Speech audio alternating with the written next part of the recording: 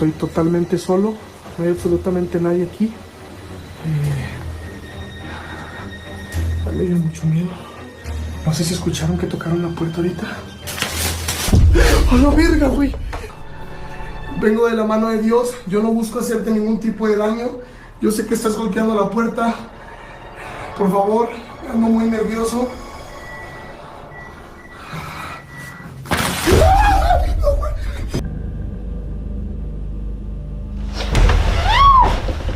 Jay Breezy, a seasoned security guard, had grown accustomed to the mundane routine of his job at Mercy Hospital.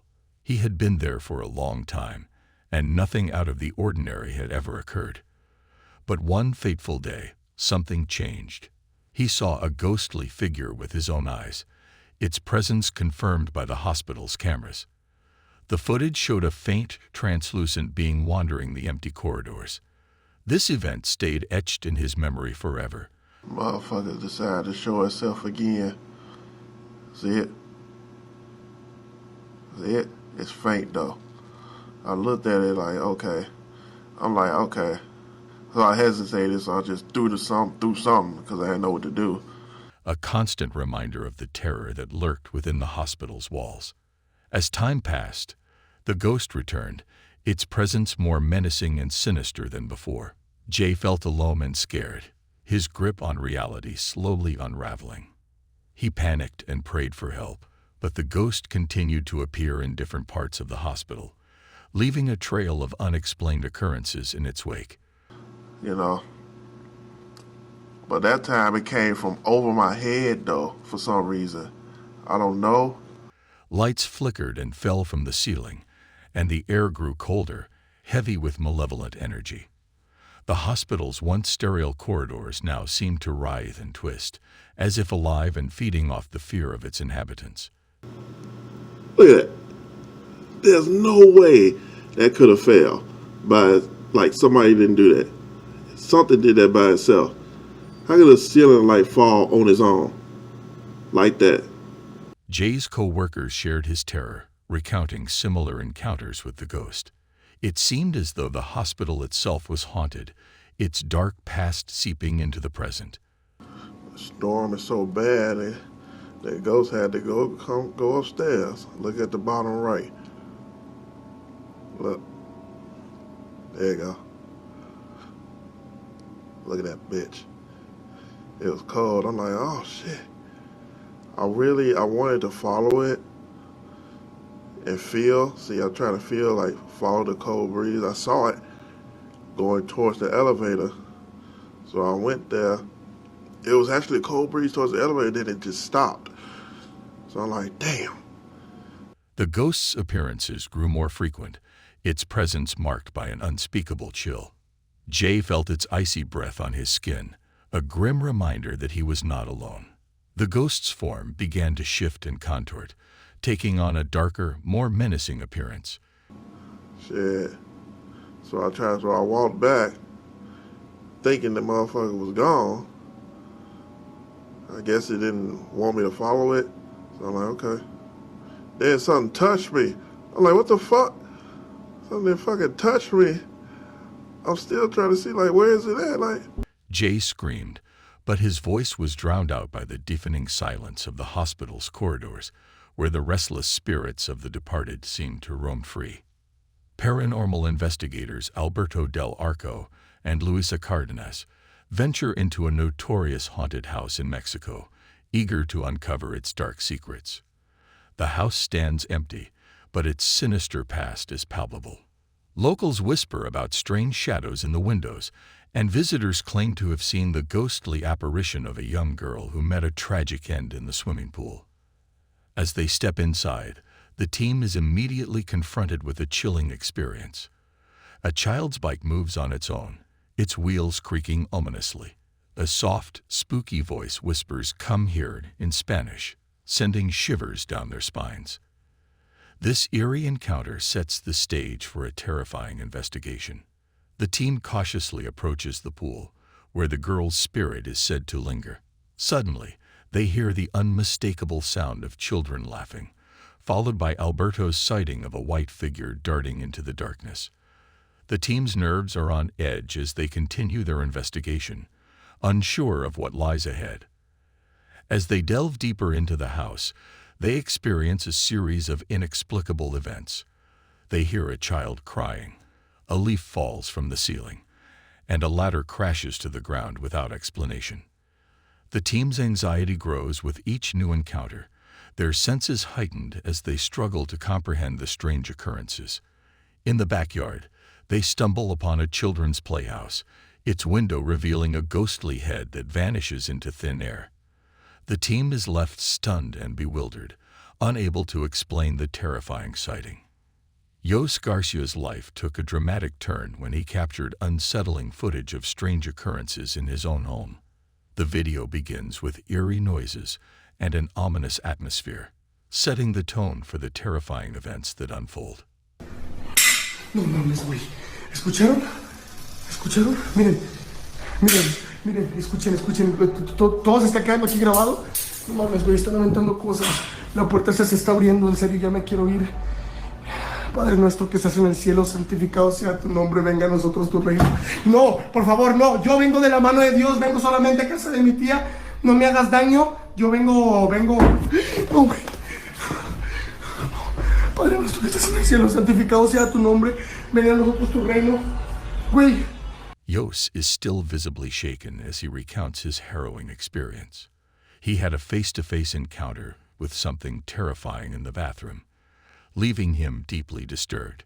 The memory of that moment still sends chills down his spine. But the next day... Lo estoy dejando todo grabado. Acaban de golpear el baño. Acá me voy a meter al baño. Acaban de cerrarme la puerta. Ya no puedo, en serio. Ya no puedo.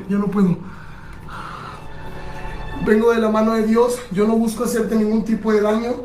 Yo sé que estás golpeando la puerta. Por favor, ando muy nervioso.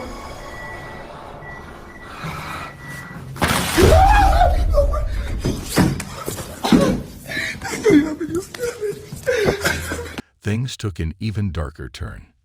A mysterious figure vanished from his window, only to be replaced by a pale, ghostly face that seemed to stalk him throughout the house. ¿Escucharon? ¿Están escuchando ruidos? ¿Escucharon? No, vete a la verga, güey, no hay nadie. Estoy totalmente solo. ¿Quién está aquí?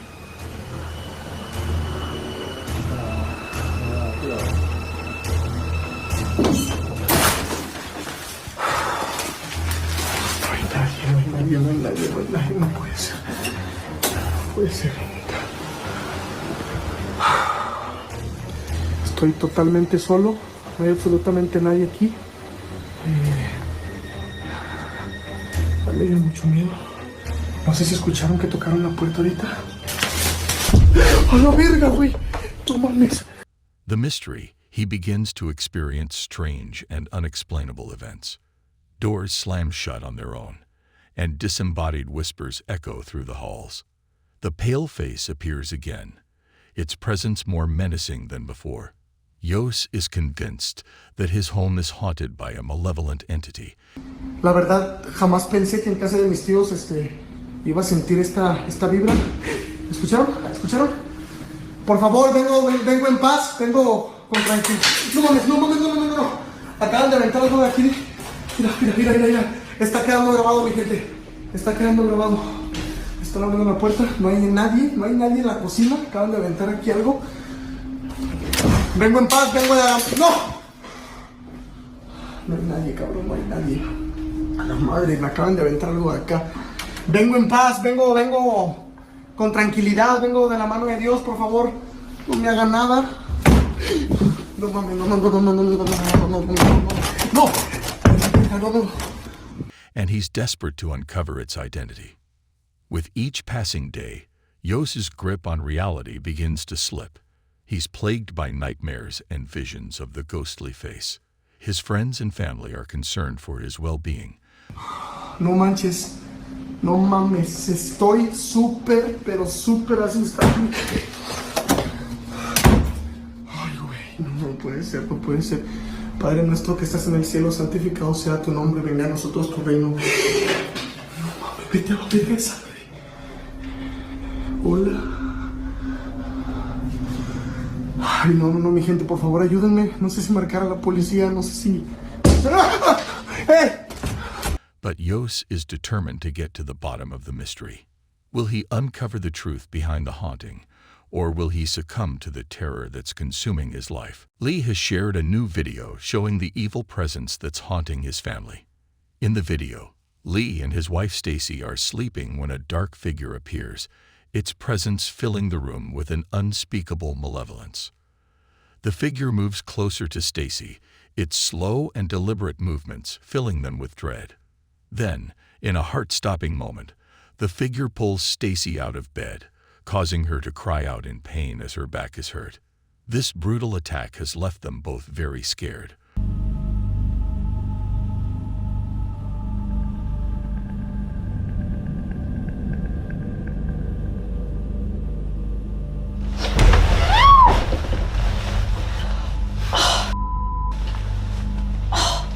Why? What's up? My back.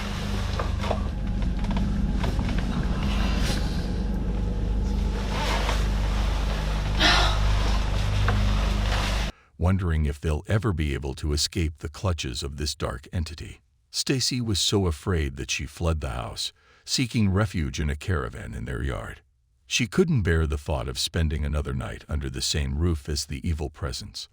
Lee and Stacy are at their wits' end, having tried everything to rid their home of this malevolent force. But nothing has worked. The presence only grows stronger, its grip on their lives tightening with each passing day. As the nightmares continue, Lee and Stacy are left wondering if they'll ever find peace. Will they be forever trapped in this living hell, or can they find a way to break free from the evil presence that haunts them? The uncertainty hangs over them like a dark cloud, casting a shadow of fear that never lifts. Tim, a seasoned security guard, started a new job at a secret facility, eager to bring his expertise to the role. However, he soon realized why others didn't want to work at night. The building was haunted, and Tim was about to face his worst fears. At first, Tim heard strange noises and saw things move. Doors creaked open and shut, and shadows danced on the walls. But as the night went on, things got worse. He found out that the attic was the source of the paranormal activity.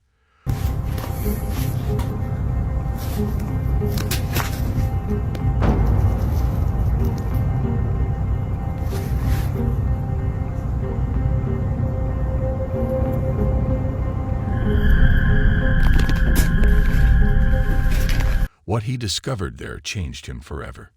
The attic was a hub of malevolent energy, and Tim felt its dark presence closing in around him. Since then, the strange events have increased. Tim has been attacked by an invisible force many times, leaving him bruised and shaken. He knew he had to get out, but his curiosity kept him coming back. But the horror didn't end there. Another guard took Tim's shift.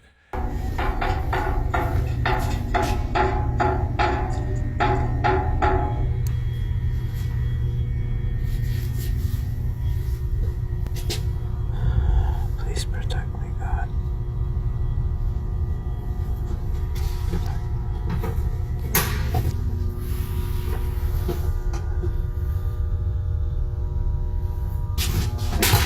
And had a similar experience. He saw a mannequin move on its own, its eyes seeming to follow him. A glass frame broke, shattering into 1,000 pieces, and then he heard a blood-curdling scream that sent chills down his spine.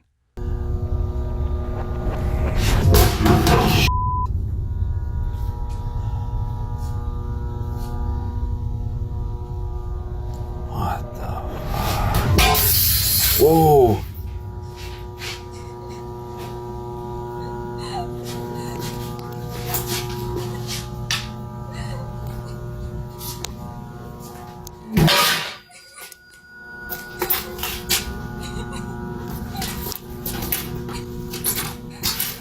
Hello? Who's there?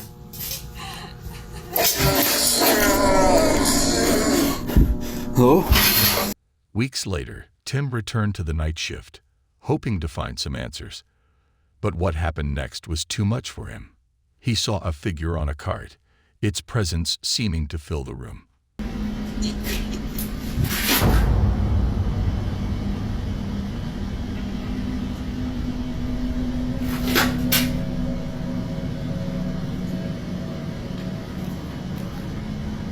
Hello?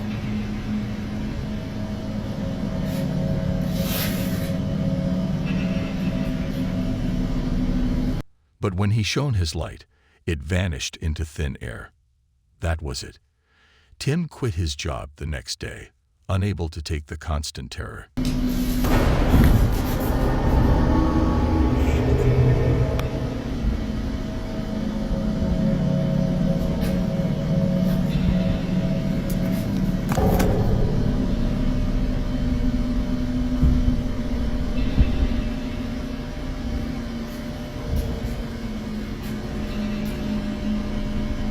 He knew he had to escape the facility before it was too late.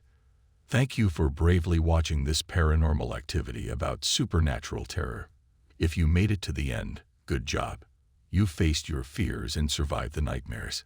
But be careful, the darkness might still be watching. Remember that this is just the beginning. We have more scary stories to tell and share. If you're feeling brave, subscribe to our channel for more paranormal content that will keep you up at night.